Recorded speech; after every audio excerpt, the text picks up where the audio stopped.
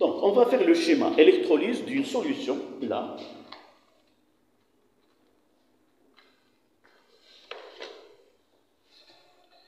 Premièrement,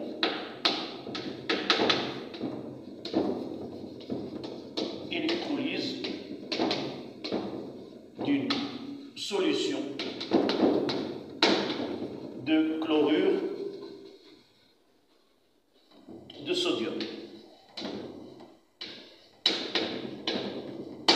c'est-à-dire Na+, A2, plus Cl-A2. Donc on va essayer de traiter cette électrolyse de façon pratique. Généralement, le mode opératoire nécessite l'utilisation d'un tube en U.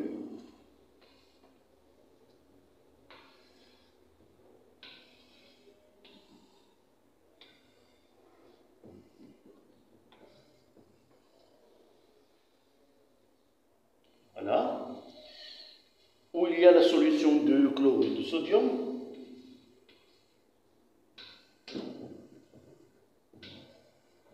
Un bouchon percé où on utilise une électrode en carbone graphite.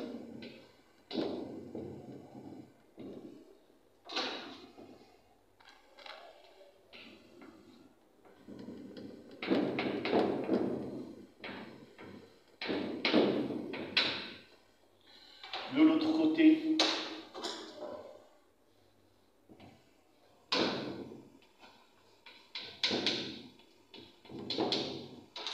une électrode en carbone graphite aussi. On peut utiliser d'autres électrodes, sauf que on doit choisir des électrodes, dans ce cas-là, qui n'interviennent pas dans les transformations qui se passent au niveau de deux électrodes. Donc là, c'est du carbone graphite. Carbone graphite. Ici, un générateur. Là, c'est le pôle positif. Là, c'est le pôle négatif. On peut utiliser un générateur dont la force électromotrice varie. On peut faire varier la tension en borne de tube en U. Là, une solution de Na+, plus Cl-.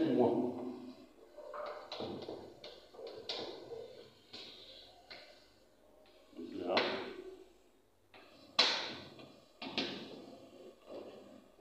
Donc on va schématiser parmi les questions qu'on peut poser, c'est-à-dire schématiser sur la figure le sens de courant ou le porteur de charge. Donc là c'est la borne positive, donc le courant est dans ce sens-là. Là c'est I. Et là c'est I aussi. Les électrons circulent dans le sens opposé.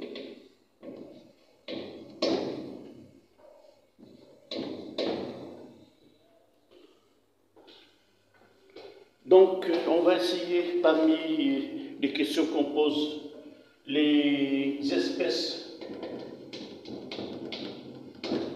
chimiques,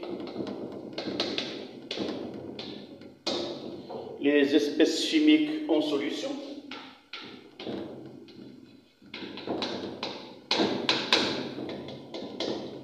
D'abord, il y a la soluté.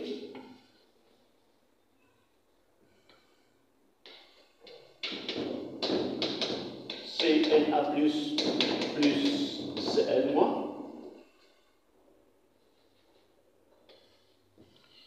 Il y a le solvant, dans lequel il y a la présence des ions H3O+, HO- et des molécules d'eau, et les électrodes.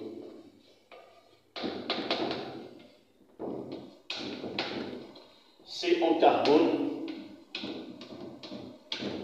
graphite.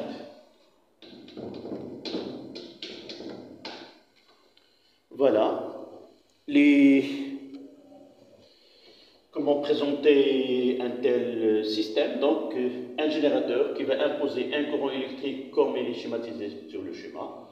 Maintenant, on passe à quels sont les couples oxydoréducteurs mis en jeu dans cette électrolyse. Donc là, couple redox mis en jeu.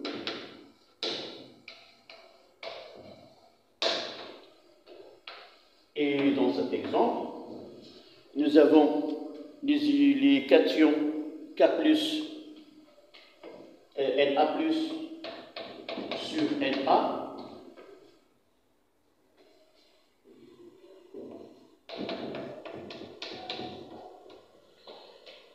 Nous avons H3O+, sur H2.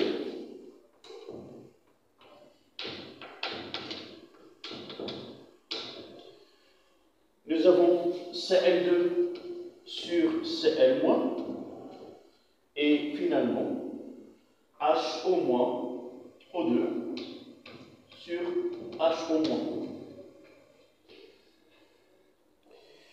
Une petite remarque, c'est que généralement, une remarque concerne le solvant.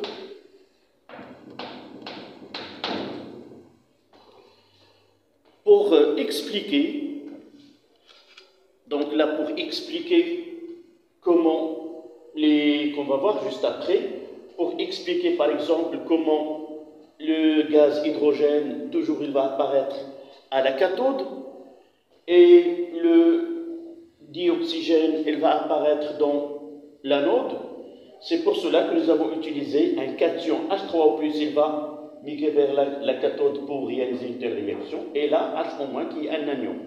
Mais en réalité, ce couple-là, on peut le donner comme H2O sur H2, c'est l'équivalent de H3O+, sur H2. Et aussi, O2 sur HO-, c'est l'équivalent de O2 sur H2O. C'est-à-dire, dans un exercice, vous allez essayer de voir les couples qu'on vous a donnés. Est-ce qu'ils sont écrits de cette manière? Mais généralement, pour faire manifester l'intervention du solvant, c'est de mettre, au lieu de H3O+, on mettra H2O, et au lieu de HO-, on mettra H2O. Parce qu'on peut passer de H3O+ à H2O uniquement en ajoutant HO- là, et on aura de H2O, c'est-à-dire de l'eau. Et même ici, nous pouvons ajouter un H+ là, de deux côtés de l'équation, et au lieu d'avoir HO-, on aura H2O. D'accord? Donc, on va le voir dans les équations. Donc, espèce chimique, couple redox mis en jeu. Petite remarque à propos de solvant et son éventuelle intervention dans sa électrolyse. Et là, on parlera de les réactions possibles au niveau des électrons. Réactions possibles au niveau des électrons. Évidemment, c'est de ce plan-là, de cette manière, qu'on traite un exercice d'électrolyse. D'abord, les réactions possibles, c'est à partir de la détermination des couples. Généralement, ces couples sont donnés dans l'exercice en bas, soit au début de l'exercice, soit juste à la fin. Et à partir de là, on vous donne comment peut-on faciliter la tâche à écrire les réactions possibles. là, les réactions possibles, on va parler juste après des réactions qui se produisent réellement au niveau des deux électrodes. À noter que, d'une façon générale, toujours il y a une migration des ions, des cations vers la cathode et réaliser une réaction chimique, et les anions se dirigent vers l'anode et réaliser une oxydation anodique. Mais ce n'est pas l'objet du cours là. En réalité, il y a un critère qui permet de connaître vraiment ce qu'on peut dire, on peut prévoir à l'avance quelle est la réaction qui se produit réellement au niveau des électrodes à partir des réactions possibles. Donc on fait un petit bilan, tout ce qui peut se poser ou se passer au niveau des électrodes, et juste après, voilà ce qui se produit réellement. Et dans notre programme actuel, nous n'avons pas un moyen ou une technique ou une règle qui permet de dire voilà ce qui se produit, mais uniquement c'est à partir des données expérimentales. C'est-à-dire on observe un dégagement d'un gaz au niveau de tel, un dépôt métallique ou de tel. Donc c'est à partir de là qu'on va essayer de choisir parmi les réactions possibles au niveau de chaque électrode. D'accord ? Donc on va commencer par l'anode.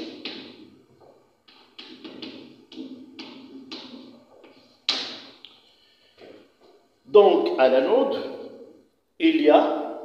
c'est une oxydation anodique.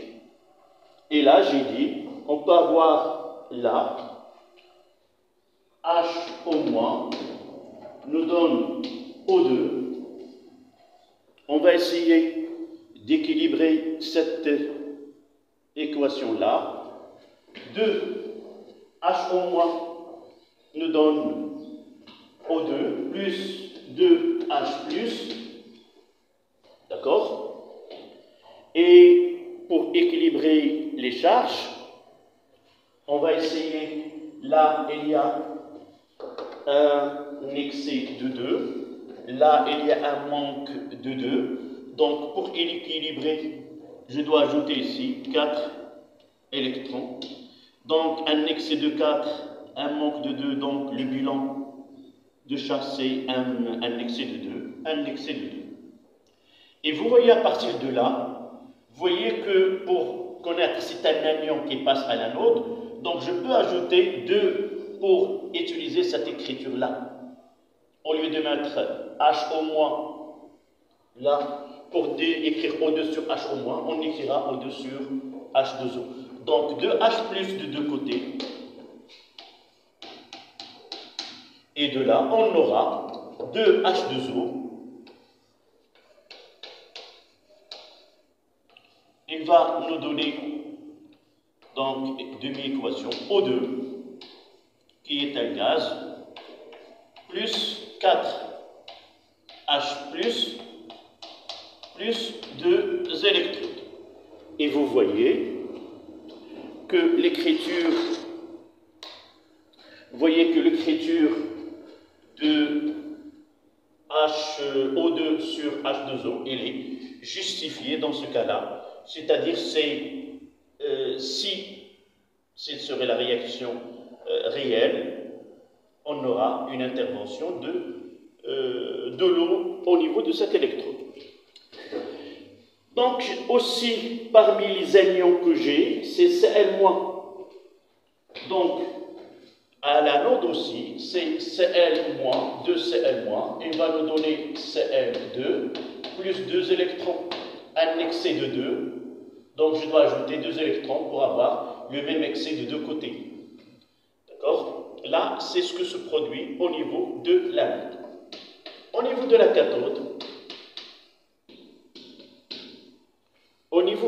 cathode,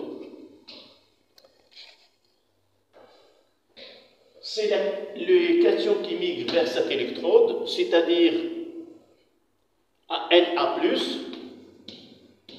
plus un électron, nous donne Na. Et l'autre possibilité, c'est que H3O+, donne H2. Je vais ajouter là 2 et plus de H2O.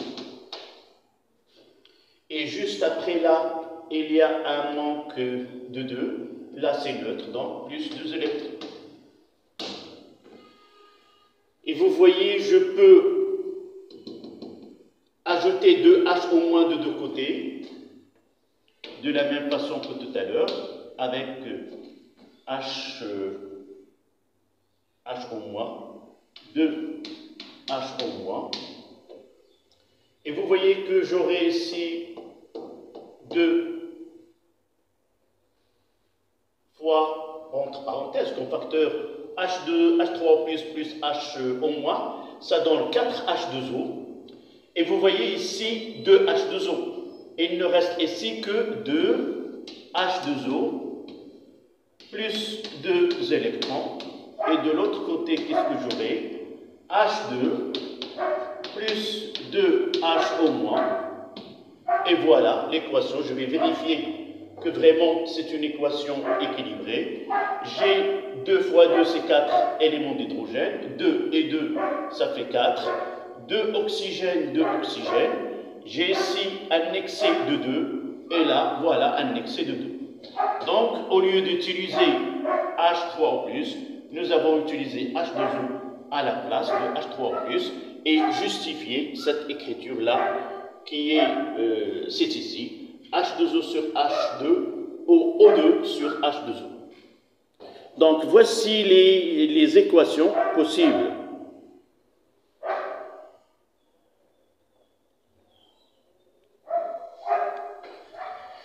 Donc, l'étape suivante, c'est suivre ce qui se passe réellement et expérimentalement. Donc, à partir de là, on va essayer les données pour trancher lesquelles de ces deux-là. Évidemment, une petite remarque, c'est que on va essayer de choisir une tension entre les bornes adéquate, de telle façon que d'observer que les réactions de base à noter avec une différence de potentiel qui est très grande, toutes les transformations généralement peuvent se produire au niveau de ces deux électrodes. Donc, lorsqu'on revient là à la partie expérimentale, et pour la partie expérimentale, on utilise des tests de reconnaissance au niveau de deux branches de tube en U. Là, on peut, à la cathode, vous voyez, je vais essayer de prendre deux réactions de ce côté-là qui se produisent ici. Vous voyez ici, il y a une production des électrons. Et vous voyez les réactions possibles qui peuvent se produire à l'électrode E1 et là, électrode E2. Les réactions qui produisent des électrons ici, vous voyez, ce sont les seuls qui donnent O2 et Cl2. Donc là, on peut avoir soit O2 gaz, soit Cl2 gaz. Là, il se produit une oxydation.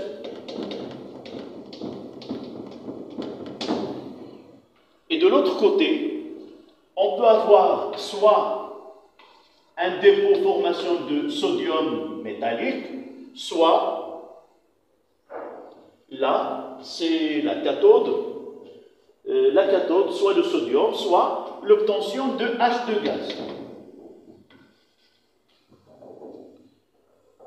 Donc, j'ai dit, en utilisant un test de reconnaissance, d'abord, on observe la formation d'un gaz à ce niveau-là, et aussi un autre gaz qui se forme au niveau de cet électrode.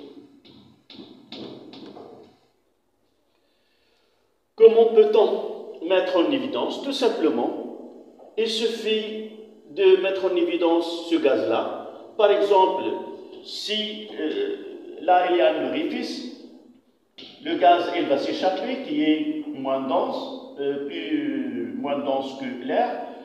Avec une flamme, on peut mettre en évidence la formation de gaz H2. Donc là, il y a formation de H2 au niveau de cette électrode E2.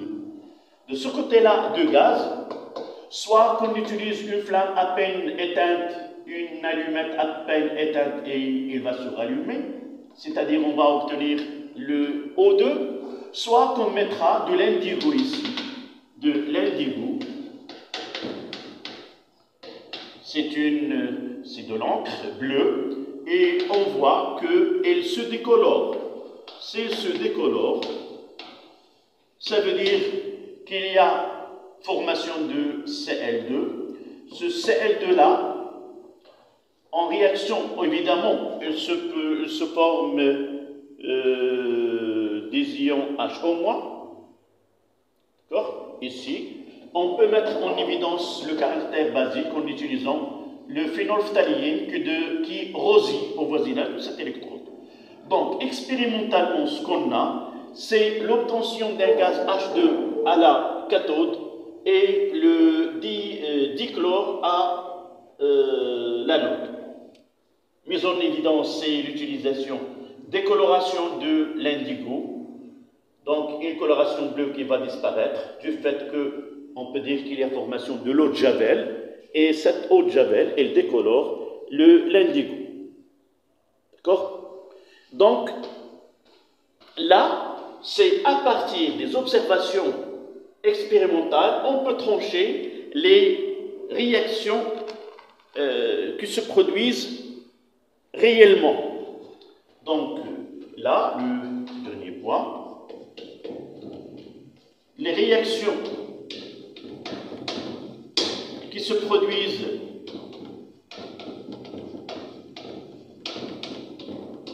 réellement sont déterminées par observation expérimentale. Sont déterminées expérimentalement.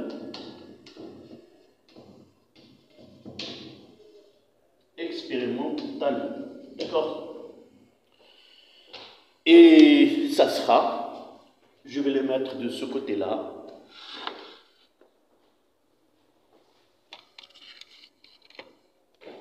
et ça sera, je prendrai ces deux Cl-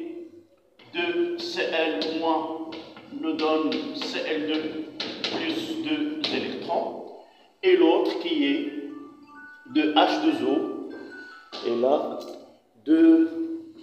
celle de H2O. Évidemment, là, c'est un gaz qui est soluble dans la solution. De H2O plus 2 électrons nous donne H2, qui est gaz, peu soluble, qui va se dégager, plus 2 HO.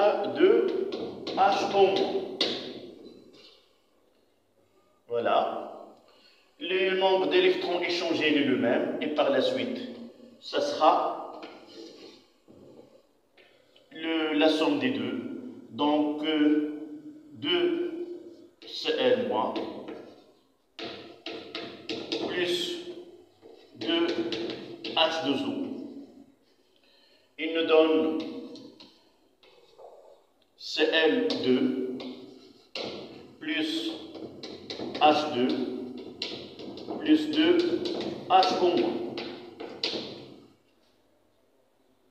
Et comme conclusion là, on peut dire que dans cette électrolyse d'une solution de chlorure de sodium, il y a intervention de solvant au niveau d'une électrode qui est, dans ce cas-là, qui est la cathode. Ce qui reste là dans ces calculs, c'est le côté quantitatif de la PU qu'on va voir dans un exercice. Généralement, on peut prendre là l'équation E1 Et là, c'est l'équation E2.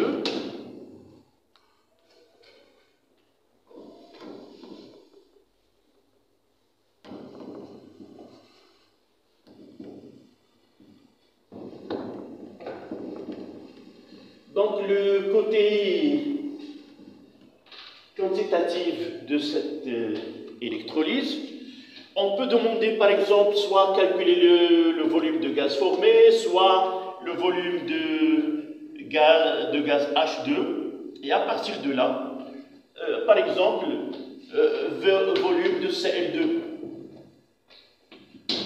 Si on fait passer un courant d'intensité I pendant, I est égal à une constante, pendant delta de T. Donc pour cette question-là, on prendra cette équation, demi-équation, c'est-à-dire 2Cl- nous donne Cl2 gaz plus 2 électrons. Pour un calcul qui est très simple et direct, nous pouvons dire que la quantité de matière de Cl2 formée sur le coefficient directeur qui est 1 est égale à la quantité de matière des électrons échangés sur 2. Et de là, on aura le volume de Cl2 sur le volume molaire qui doit être donné, est égal à la quantité d'électricité sur 2 fois F, dessus fois F, tout simplement parce que la quantité de matière d'électrons échangés, c'est le nombre sur le nombre d'Avogadro, et en multipliant par la valeur absolue de la charge élémentaire, on aura cette expression-là. F, c'est le farad, c'est 9,6, 10 à la puissance 4, et les données, ou 9600, donc ça c'est donné dans un exercice. Et par la suite, on aura V2Cl2 est égal à 2 à Vm multiplié QCI fois delta de T divisé sur 2 fois F. Voilà le volume de gaz formé. Le volume de gaz formé. Et si vous observez là dans l'équation, ici, là, nous pouvons dire que N de Cl2 formé sur 1 est égal à N de H2 sur 1 aussi. Et par la suite, nous pouvons dire que dans les mêmes conditions, la réaction se fait dans les mêmes conditions. Et par la suite, V de H2 aura la même expression, c'est Vm fois I fois delta de T sur 2 fois F. Voilà le côté quantitatif de cette électrolyse.